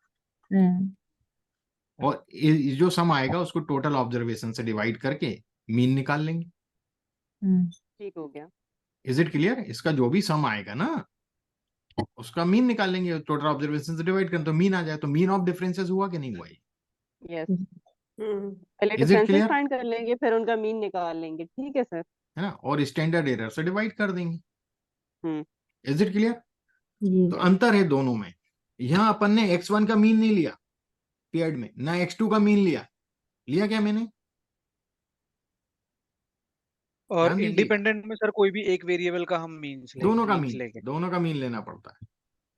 दोनों का लिया ना, x1 बार माइनस x2 बार। x1 बार। अच्छा, इंडिपेंडेंट में भी दोनों का आएगा, पेड में भी दोनों का आएगा, लेकिन उसके डिफरेंस का आएगा मीन उसमें। डिफरेंस का मीन आएगा तो एक सिंगल ही मीन वैल्यू मिलेगी हमें यहाँ, नेगेटिव हाँ पॉजिटिव जो बराबर। भी मिलेगी। हाँ यहाँ भी हमें दोनों मीन में जो बड़ा होगा, यदि आगे वाला ये बड़ा है और ये छोटा है तो पॉजिटिव मिलेगी, ये छोटा है ये बड़ा है तो नेगेटिव मिलेगी। नेगेटिव पॉजिटिव से कोई फर्क नहीं पड़ता। हाँ। ठीक है, टू टेल है ना, नेगेटिव पॉजिटिव से कोई फर्क नहीं पड़ता। Does it make sense to you? Clear होगा भाई सबको? Yes sir. फॉर्मूले में अंतर है, यहाँ डिफरेंस ऑफ मीन्स और मीन ऑफ डिफरेंसेस का लफड़ा है। ठीक है, इज इट क्लियर? यस ये बात ध्यान रखिएगा, आगे मैं बताऊंगा इंटरप्रिटेशन में क्या करते हैं, इसके प्रेजेंटेशन में क्या यूज होता है फिर। ठीक है, अभी अपन खाली इसको प्रैक्टिकल सीख रहे हैं कैसे करते हैं। अब मैं ये टी टेस्ट लगाया था अपन ने एक बार, ये वाला टी टेस्ट नहीं लगाया पीरियड वाला, अब लगा रहा हूं। तो आप देखिएगा पीरियड टी टेस्ट में 199 n-1 ही होगा, क्योंकि वही 200 ऑब्जर्वेशन का आपने उस पे भी देखा है, पहले जी फैक्टर पे F1 पे, वही F2 पे देखा है।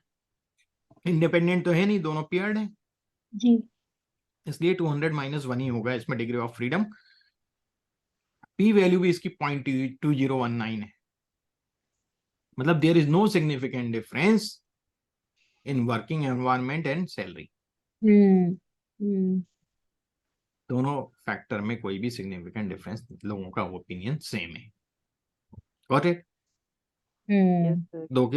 लोगों की राय में अंतर नहीं है कि कोई वर्किंग एनवायरनमेंट को बहुत अच्छा बोल रहा है पर सैलरी बोल रहा है कि यार बेकार है हमारे।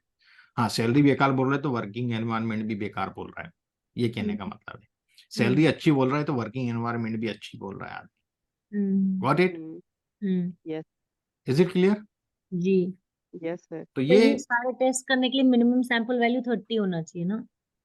नहीं, ये टी टेस्ट में 2 कम to चल जाता है, 30 सर ने कहा था, 2 से 30 तक लग सकता है। 2 से इन्फिनाइट तक टी टेस्ट में, हम्म, 2 से 2 से इन्फिनाइट। पर दो। आप हाँ 2 मिनिमम 2 अच्छा और मैक्सिमम इन्फिनाइट। ओके। ठीक है, पर अपन को सैंपल साइज का मैं बाद में बताऊंगा आप कैसे निकालते हैं, है ना, हाँ, कि साइज क्या होना चाहिए। अब मैं आया एसीएस स्केल पे। एसीएस स्केल अपना हाई लो मीडियम ये है।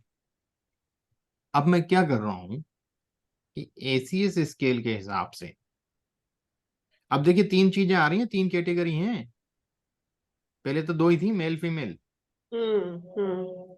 अब यहाँ 3 है, ये पूछ रहे थे रियाज मुझसे 3 होंगे तो क्या करेंगे हम। तो देखिएगा, हम एक टी अप्लाई फंक्शन अपन सब देख चुके हैं। पहला एट्रीब्यूट होता है इसका कंटिन्यूअस, इनकम कंटिन्यूअस है। दूसरा होता है कैटेगरिकल, एसीएस कैटेगरिकल है, और उसका मैं मीन निकाल रहा हूं खाली दिखाने के लिए। ठीक है, ये मीन निकला और ये उसका स्टैंडर्ड डेविएशन भी निकाल लिया मैंने। अब एनोवा लगा रहा हूं मैं, है ना, अभी एनोवा में एक्सप्लेन करूंगा बाद में।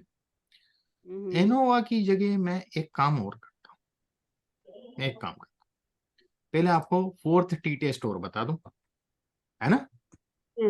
एक टी टेस्ट बच गया है, correlation t test. Correlation t test जो होता है वो भी दो सैंपल के बीच में होता है, दो वेरिएबल के बीच में, दो जी वेरिएबल जी के बीच में। पर यहाँ अंतर क्या होता है, यहाँ पर जो वेरिएबल के बीच में हम ये देखना चाहते हैं कि कोरिलेशन कैसा है। पेयर टी टेस्ट कोरिलेशन नहीं बताता हाँ हाँ है ना, वो ये बताता है कि भाई ये दोनों में सिग्निफिकेंट डिफरेंस है या नहीं है। कोरिलेशन टेस्ट में there is significant relation, there is no significant relation between age and income. हम वहाँ रिलेशन की बात कर रहे हैं, अभी तक हम डिफरेंस की बात कर रहे थे, है ना। तीन चीजें होती हैं, एक डिफरेंस होता है, फिर एक आपका रिलेशन होता है, तीसरा इफेक्ट होता है। Got it. तो हम रिलेशन की बात कर रहे हैं। तो को रिलेशन क्या करता है, x1 जो वेरिएबल है, मतलब एज जो है और जो इनकम है, इनके बीच में कोरिलेशन फाइंड आउट करेगा, जो कि कॉर्पोरेशन कोएफिशिएंट कोरिलेशन आर से डिनोट होता है, स्मॉल। ठीक है ना। तो इसका फार्मूला होता है r square root n minus one r minus one, ऐसा कुछ होता है इसका फार्मूला। सर ये आप डिपेंडेंट और इंडिपेंडेंट वेरिएबल बता रहे हैं क्या? देखिए, कोरिलेशन में लोगों की एक बहुत बड़ी गलत धारणा है कि डिपेंडेंट और इंडिपेंडेंट होता है। डिपेंडेंट इंडिपेंडेंट होता है रिग्रेशन एनालिसिस। अच्छा, ओके। कोरिलेशन में कोई भी डिपेंडेंट नहीं होता, कोई भी इंडिपेंडेंट नहीं। वो क्या कहते हैं, वेरिएबल या उनका आपस में मान लेते रिलेशन हैं हम चेक लोग करते हैं, यदि डिपेंडेंसी तो नहीं चेक एज करते। का इनकम पे प्रभाव है कि नहीं है, ये हम बाद में करने के लिए हम फिर बोल देते हैं कि भाई इनकम जो है वो डिपेंडेंट है और एज जो है इंडिपेंडेंट। इंडिपेंडेंट है, हाँ। वो अपनी समझ से अपन रख देते हैं उसको। अच्छा, but for this kind of correlation के यदि मैथमेटिकली देखा जाए तो उसमें कोरिलेशन में उसको कोई मतलब नहीं होता कौन सा इंडिपेंडेंट है कौन सा डिपेंडेंट अच्छा, है ना। तो देखिएगा, तो सर ये आपकी थियरी है या फिर मतलब यूनिवर्सल है? क्योंकि हम यूनिवर्सल है, यूनिवर्सल है। अच्छा, क्योंकि जब हम कोरिलेशन टेस्ट लिखेंगे तो वहां हमें हम्म, ये नहीं बताना पड़ता कि भैया हमारा डिपेंडेंट पहले लिखना है या इंडिपेंडेंट बाद में लिखना है। उसका एट्रीब्यूट का कुछ चक्कर तो होता है ना। जैसे रिग्रेशन में आप देखेंगे तो पहले आपको डिपेंडेंट लिखना पड़ेगा, उसके बाद इंडिपेंडेंट वेरिएबल आते हैं। इंडिपेंडेंट, बिल्कुल। राइट, हाँ, यहाँ पर ऐसा कुछ नहीं है, आप पहले कुछ भी लिख दो बाद में कुछ भी लिख दो, अच्छा, ओके, तो भाई वो उसको मतलब ही नहीं है। क्योंकि what my point. Okay okay, इसलिए लोग बोलते हैं पर है नहीं, वो इसको कोई मतलब नहीं होता। कोरिलेशन का मतलब ही नहीं है इंडिपेंडेंट इंडिपेंडेंट से। कई किताबों में लिखा है डिपेंडेंट इंडिपेंडेंट, कोई लेना देना नहीं है उसका। ठीक है ना। तो यहां में MD dollar age comma MD dollar income, got it. Yes. दो वेरिएबल ले लिए और मैंने इसको रन कर दिया।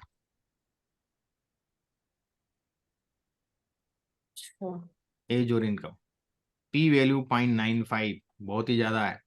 There is no correlation between age and income. Age और इनकम का कोई भी तालमेल नहीं है उस कंपनी में। ठीक है, इज इट क्लियर।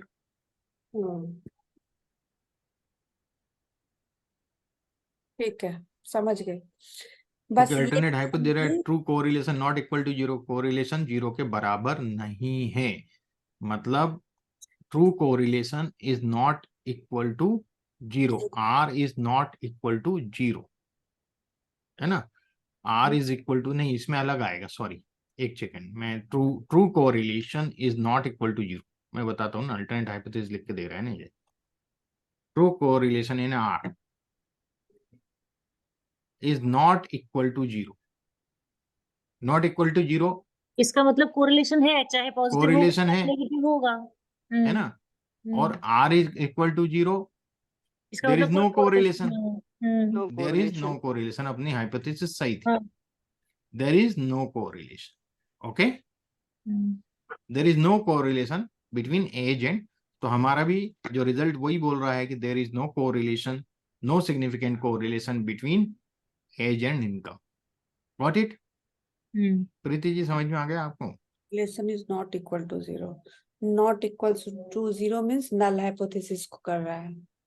हाँ, नल हाइपोथेसिस कर रहे हैं. अल्टरनेटिव उन्होंने दी थी तो हमारा ही बोला है कि it is equal to zero, मतलब it is equal to zero. Alternate hypothesis क्या बोला? इक्वल पे चलेगा ना. लेकिन आर वो इज बोल इक्वल रहा टू है zero. Not equal to zero. हाँ, नॉट इक्वल टू जीरो का अल्टरनेट दे रहा है ना, नॉट इक्वल टू जीरो. हमारा जो रन किए हैं तो नीचे नॉट इक्वल टू जीरो था. अरे वो अल्टरनेट हाइपोथेसिस दे रहा है, नल थोड़ी दे रहा है मैडम. अच्छा अच्छा अच्छा अच्छा, ठीक ठीक ठीक. अल्टरनेट दे रहा है ना, not equal. Alternate. Alternate null क्या हो जाएगी? Equal to zero. ठीक ठीक. नल मतलब इक्वल इक्वल है टू तो जीरो यानी अल्टरनेट कोई नॉट कोरिलेशन इक्वल टू नहीं है. जीरो. मतलब there is no significant correlation. Equal to zero का मतलब हुआ ना देयर इज नो कोरिलेशन. यार अपन उसके पहले वर्ड लगाते हैं सिग्निफिकेंस. तो ठीक there is no significant correlation between age and income. ठीक है, समझ ओके, गए. क्लियर हो गया? तो कोरिलेशन टेस्ट समझ में आ गया आपको? इसको क्लियर करने के लिए आपने एक बार वो फॉर्मूला भी इसको मैं इंटरप्रेट. लिख देता हूँ फॉर्मूला. हाँ ठीक ठीक, समझ गए. कोरिलेशन टी टेस्ट का. एक एक बार सेकेंड. टी टेस्ट करना आगे सर 4 तरह के, तो मेरे घर से सारे टेस्ट हो जाते हैं है अगर टी टी टेस्ट आ गए तो सब टेस्ट हो गए. है ना. क्या वही समझ में आ रहा टी है मुझे टेस्ट कि आपके 4 चारों तरह समझ में के आ गए टेस्ट ना, आ गए. हाँ, तो आपको सब टेस्ट हो गए. मुझे तो सर चाहिए पी वैल्यू और रिग्रेशन एनालिसिस. वो इसके बाद आएगा ना. पी वैल्यू तो इसमें है ही. पी वैल्यू इन लोग का फादर है. Chi square t Probability. Test. हाँ, प्रोबेबिलिटी का स्क्वायर.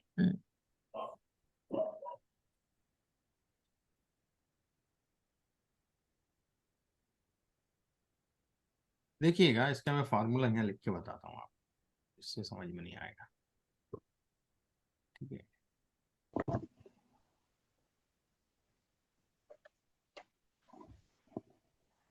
ये जो टी का वैल्यू होता है इसमें टी बराबर होता है कोरिलेशन कोएफिशिएंट, है ना, और root 1 minus r square over n minus 2. Got it? Is it clear? और मैं क्लियर कर लूँ, ये रूट नीचे तक है ऊपर तक, क्योंकि भूल जाते हैं कई बार फॉर्मूला. नीचे तक. ओके. आर इंटू कैसा दे रहा है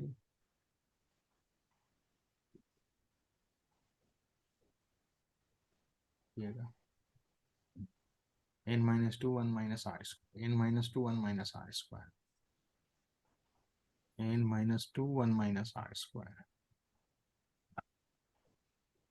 यही मैंने क्या गड़बड़ हो रहा था, मुझे वही लग रहा था कि उल्टा है ये n minus 2 और नीचे आता है 1 minus r square. Got it? और ये स्क्वायर रूट पूरे पे. तो इसमें क्या, हम खाली कोरिलेशन कोएफिशिएंट निकाल के उसको फाइंड आउट कर लेते हैं टी वैल्यू. यहाँ कोई मीन नहीं निकाला हम. Is it clear to everyone? Yes sir. भाई दोनों वेरिएबल के बीच में कोरिलेशन कैसा है वो पता करके और वही आर की वैल्यू रख के हमें टी वैल्यू मिल जाती है. Got it? यहां तक क्लियर हो गया? यस. तो ये हम लोगों ने देखे टी टेस्ट 4 तरह के हैं. One sample, independent t test, pair t test और कोरिलेशन टी टेस्ट. अब इसको थोड़ा सा और हम समझें. जो 2 सैंपल टी टेस्ट हैं उसमें पहला जो है इंडिपेंडेंट वाला, इंडिपेंडेंट टी टेस्ट में आपका स्केल सेम है. स्केल सेम है. स्केल सेम मतलब दोनों ही चीजों में सेम चीज हम नाप रहा है. इनकम देख रहे थे सेम ही मेल चीज फीमेल नाप की. रहे हैं. हाँ, मेल हाँ, फीमेल की इनकम तो एक ही हाँ, स्केल है ना. हाँ, हाँ, हाँ. रियाज समझ में आ रहा है? कैटेगरी अलग अलग हो सकती है मतलब. हाँ रियाज, नहीं सर. स्केल सेम होता है, ऑब्जर्वेशंस डिफरेंस होते हैं. ठीक है? Is it mid clear? Cap की स्क्रिप्ट वैल्यूज और लार्ज कैप की स्क्रिप्ट वैल्यूज. क्या तो script value is the same scale, the categories are different कि मिड कैप का क्या है और लार्ज कैप का क्या है। नहीं कैटेगरीज की बात नहीं कर रहा हूँ मैं। तो यहाँ पे मेल फीमेल कैटेगरी तो है और अरे यार हम मेजर कर रहे हैं हाँ इनकम, वहां पे हम कह रहे हैं मैं वही स्क्रिप्ट बोल रहा वैल्यूज। हूँ, हाँ। वही बोल रहा हूँ।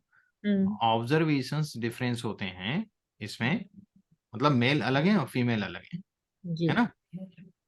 पर स्केल सेम है। रिस्पोंडेंट अपन ऑब्जर्वेशन की जगह मान लें रिस्पोंडेंट डिफरेंट है। ठीक है, अब तो आ गया क्लियर, वही मेल फीमेल वाला। ठीक है स्वाति जी, सर मुझे समझ आ गया ये। रिस्पोंडेंट डिफरेंट है, स्केल सेम है हाँ इंडिपेंडेंट। हाँ मुझे समझ आ गया ये। अब अपन पेयर्ड में आते हैं। पेयर्ड में स्केल यहां भी सेम है और रिस्पोंडेंट भी सेम है। हाँ, रोज सेम रो के दो डिफरेंट कॉलम ले रहे हैं।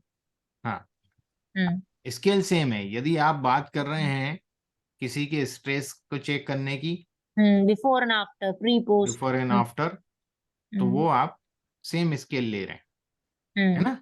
Is it clear? जी जैसे फैक्टर 1 फैक्टर 2 जी जी जी दोनों उनके वही लिकट टाइप 5 पॉइंट स्केल के स्कोर थे, मीन स्कोर थे दोनों में, जी स्केल सेम हो गए ना। मैंने क्यों सम जी। स्कोर नहीं लेता हूँ, कहीं क्वेश्चन 3 होते हैं, कहीं क्वेश्चन 4 होंगे, तो सम अलग अलग हो जाएगा, तो स्केल का चेंज हो जाएगा कि नहीं क्राइटेरिया। यस इसलिए मीन स्कोर लिया जाता है कि इसलिए वो ये सेम होता है। स्केल माने जाते हैं। Got okay it? ओके या जी प्री Yes. पोस्ट में भी जो होता है बिफोर आफ्टर, उसमें भी सेम ही स्केल होता है जी और सेम रिस्पोंडेंट होते हैं, जी। तो पीयर टी टेस्ट हो गया। ठीक अब है। तीसरा हमारा था कोरिलेशन टेस्ट। हम्म। कोरिलेशन टेस्ट, इसमें स्केल डिफरेंट होते हैं, लेकिन रिस्पॉन्डेंट सेम होता है। रिस्पोंडेंट सेम होते हैं। अब समझ में आया दोनों में, जी तीनों सर। में अंतर। जी जी यहाँ scale same, respondent different.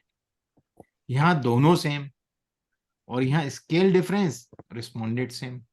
As अलग स्केल है और इनकम अलग स्केल है। जी।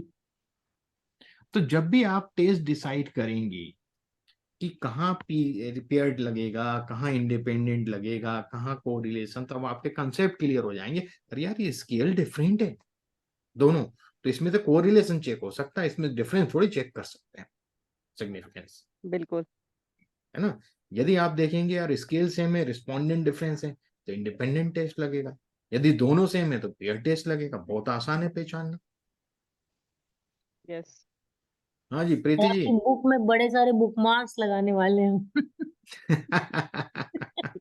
क्योंकि ये याद तो तभी होगा जब बहुत सर ना सारा मुझे वहां से practice नहीं करेंगे। समझा है, ये समझ गया मुझे ये कि समझ कौन में सा आ गया टेस्ट है ना, कब करना कौन है। सा टेस्ट कब लेकिन आप लगेगा, ये ऊपर, तो समझ में आ गया ना बस। हाँ ये ये समझ में आ गया मुझे, यही मुझे ऊपर इम्पोर्टेंट वाला है। देखना था। हाँ यही इम्पोर्टेंट है, ये तो फॉर्मूला है, ये तो अभी अपन हाँ और ये करेंगे। कोरिलेशन अभी वाला और बनाया प्रैक्टिस, था ना, वो नहीं समझ में आया। अभी और प्रैक्टिस करेंगे अपन इसमें, और भी सर स्क्रिप्ट है मेरे पास। फोर्थ भी था ना। क्या बोल रहे हैं रियाज, तेज बोलो। नहीं मैं बोल रहा हूँ कि ये जो कोरिलेशन वाला आपने समझाया था ना कि कोरिलेशन हाँ कैसे अप्लाई होगा, वो नहीं समझ में आया मुझे। वो रिलेशन देखो, एज और इनकम दोनों अलग स्केल हुए कि नहीं हुए। एज टू डिजिट में आएगी, इनकम मल्टीपल डिजिट्स में आएंगी, बिल्कुल स्केल डिफरेंट हो गए ना। हम्म ये तो समझ में आया रियाज। जी जब स्केल डिफरेंट होते हैं, ऑब्जर्वेशन सेम ही है, उसी आदमी की हम एज देख रहे हैं और उसी की हाँ, इनकम एक देख ही रहे हैं, से इनकम देख रहे हैं। तो वहां कोरिलेशन टी टेस्ट लगेगा। सेम हाँ स्केल डिफरेंट है, एक एज है एक लेकिन इनकम है। रिस्पॉन्डेंट सेम है। हाँ रिस्पोंडेंट सेम है, हाँ वहां वहां पे कोरिलेशन टेस्ट, कोरिलेशन है ना। इंडिपेंडेंट में क्या होता है, स्केल सेम होता है। इंडिपेंडेंट में जैसे अपन ने देखा सेम था, होता है। इंडिपेंडेंट टेस्ट लगाया था इनकम रिस्पॉन्डेंट डिफरेंट होगा, या मेल या फीमेल पे, होगा। मेल फीमेल रिस्पोंडेंट डिफरेंस हो गए थे। हाँ, पेयर्ड में दोनों सेम थे, दोनों सेम थे। स्केल भी स्केल सेम भी था, सेम होगा, रिस्पॉन्डेंट भी सेम होगा। रिस्पोंडेंट भी सेम थे। ठीक है, समझ में हम्म। आ गया। इतना आपको समझ में आ गया ना, तो आप समझ लो आप इन्फ्लुएंशियल कर सकते हो। सर एक फोर्थ भी था ना। 4 ही तो हो गए ना, 1 सैंपल हुआ ना फोर्थ, पहला वाला अच्छा 1 सैंपल। उसमें 1 तो सैंपल। स्केल भी एक ही रहेगा और रिस्पॉन्डेंट भी एक ही रहेगा। हाँ उसमें तो सैंपल एक ही रहता है, तो मतलब ही नहीं है ना। नहीं रिस्पोंडेंट तो बहुत सारे हो सकते हैं, हाँ रिस्पोंडेंट तो यहाँ भी लेकिन बहुत है एक ना ही सब वेरिएंट। में। एक ही उसमें है ना, एक ही सैंपल है ना, तो वहां वो मतलब ही नहीं है, ग्रुप 2 नहीं है ना, ग्रुप तो एक ही है वहाँ। यहाँ तो 2 ग्रुप थे, इसलिए तो अपन को बोलना पड़ा ना कि रिस्पोंडेंट सेम है ग्रुप में या नहीं है। सर वेरिएशन सिर्फ कोरिलेशन में आ रही है ना, कि स्केल डिफरेंट कर रहा है, ऑब्जर्वेशन सेम है और रिस्पोंडेंट जो है वो सेम है या डिफरेंट हाँ है। सेम है ना, स्केल डिफरेंस है डिफरेंट। और रिस्पोंडेंट सेम, हम्म। बस। ठीक है। यानी सबसे ज्यादा वेरिएशन जो आ रही है वो कोरिलेशन में आ रही है, बाकी तो फर्स्ट वाला तो सिंगल है और बाकी दो में हाँ, इज इट क्लियर? ये बहुत डिपेंडेंसी। सिंपल मैंने क्लासिफिकेशन दिया कि टेस्ट कैसे हम्म। पहचाना जाता है ना, ये किसी यस। किताब में नहीं मिलेगा वर्ल्ड की। हम्म। किताब में मिलेगा भी सर तो ऐसा मिल जाता है कि फियर हो जाए सारी जिंदगी का। हाँ, असल में पढ़ है? नीचे जाता है, कंफ्यूज होता जाता है। सिंपल चीज हाँ नहीं होती, चीज वही होती है, घुमा घुमा के इतना कुछ नहीं होता है। हाँ, तो ये बेसिक आज हमने देखा, टी टेस्ट को समझा, प्रैक्टिकल कैसे करते हैं, कहाँ कौन सा टी टेस्ट अप्लाई करना है हमें। ठीक है। हम्म। जी सर। कल हम थोड़ा एनोवा का, पहले थोड़ा सा मैं थ्योरी बताऊंगा, है ना। टी टेस्ट की तो थ्योरी में इतना कुछ था नहीं, खाली यही बताना था। एनोवा में थोड़ा सा मुझे बताना पड़ेगा थ्योरी, 1 वे 2 वे एनोवा, 3 वे एनोवा, तो वो मैं आपको बताऊंगा। और कल अपन कुछ पीएचडी थीसिस के मेरे जो रिजल्ट्स हैं, जो ओरिजिनल डेटा है, उसके ऑब्जेक्टिव देख के मैंने ये पर्टिकुलर टेस्ट क्यों यूज किया है, वो आपको समझ में आएगा। और इसका प्रेजेंटेशन कैसे करते हैं रिजल्ट का, आर ने तो लिख के दे दिया पूरा हमें, पर हम उसको प्रेजेंट कैसे करेंगे रिपोर्ट यस। में, पीपीटी में, उसके साथ किस तरह का ग्राफ कोरिलेट करेंगे। इंडिपेंडेंट टी टेस्ट में हम कौन सा ग्राफ लेंगे, पीयर टी टेस्ट में कौन सा ग्राफ लेंगे, कोरिलेशन टी टेस्ट में कौन सा ग्राफ लेंगे, तो सब में फिगर डिफरेंट है। ठीक है। यानी कि सर हमने सैलेड ट्रे बनानी है। हाँ, ठीक हो गया। तो वो बहुत इंपॉर्टेंट चीज है। अभी अपन ने निकालना तो सीख लिया, अपन को ये समझ में आ गया इस तरह का डेटा है तो ये टी टेस्ट लगेगा, है ना। इंटरप्रिटेशन पे हाँ, जाएंगे, ठीक हो गया। अब अपन इंटरप्रिटेशन प्रेजेंटेशन की बात करेंगे कि कैसे करेंगे हम इसको, तो ये अपन चीजें कल देखेंगे। ठीक तो है। सर हमारा डिस्क्रिप्टिव और इन्फरेंशियल दोनों कवर हो गया। अभी कहाँ हुआ, अभी तो चल रहा है, अल्हम्दुलिल्लाह। इन्फ्लुएंशियल तो चल रहा है अभी। अच्छा मतलब इनोवा के बाद खत्म हो जाएगा। हाँ, एनोवा वगैरह रिग्रेशन एनालिसिस भी अपन करेंगे, वो हाँ प्रिडिक्टिव में अपन उसको प्रिडिक्टिव